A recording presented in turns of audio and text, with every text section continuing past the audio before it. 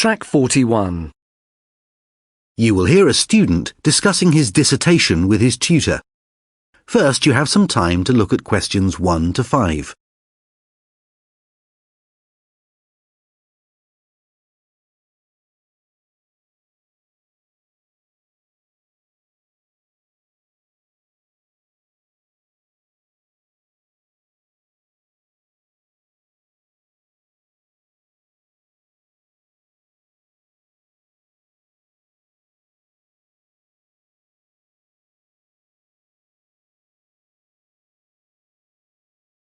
Now listen carefully and answer questions 1 to 5.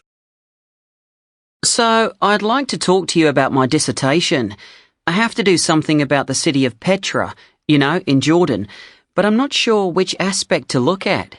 Oh, OK, yes, there's plenty to write about there. What topics have you thought about? Well, there's the historical angle.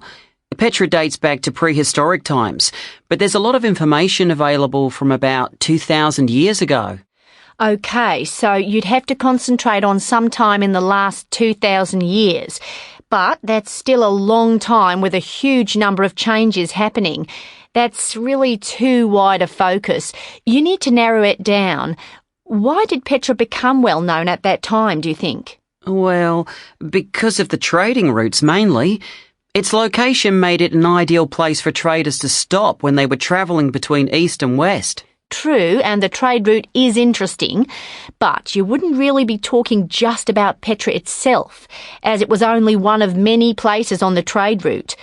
I would rule that one out because your topic needs to concentrate on one place. OK.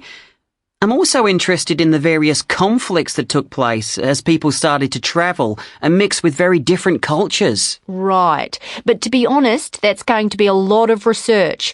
For such a small subtopic, there's a surprisingly large amount of material to read on this. I think it might take too long. Yes, I had noticed that.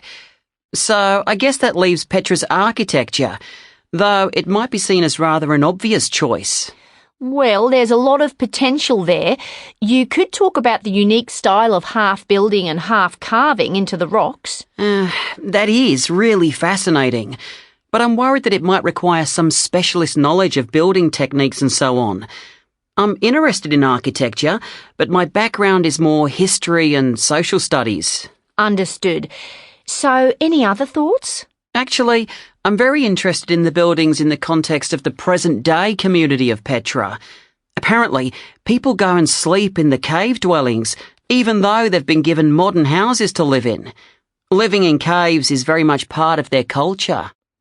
Well, I agree it's interesting, but I think you would get drawn into talking about tourism, and that's not really suitable for your degree.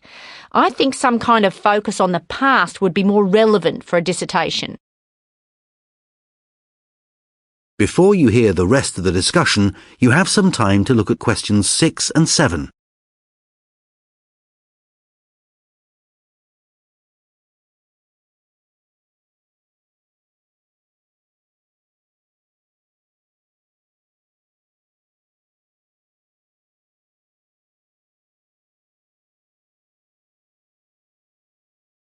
Now listen and answer questions 6 and 7. OK, Adrian, so you finally decided to focus on one aspect of Petra, which is the water management systems. What have you found out so far?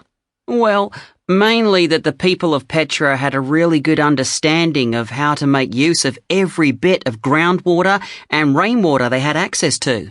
Can you give me some examples of that? Well, agriculture was one of the most important uses of water. Petra is located in the middle of the desert, so keeping their plants well irrigated was essential, and they developed systems to do that. You mentioned that you haven't studied much science.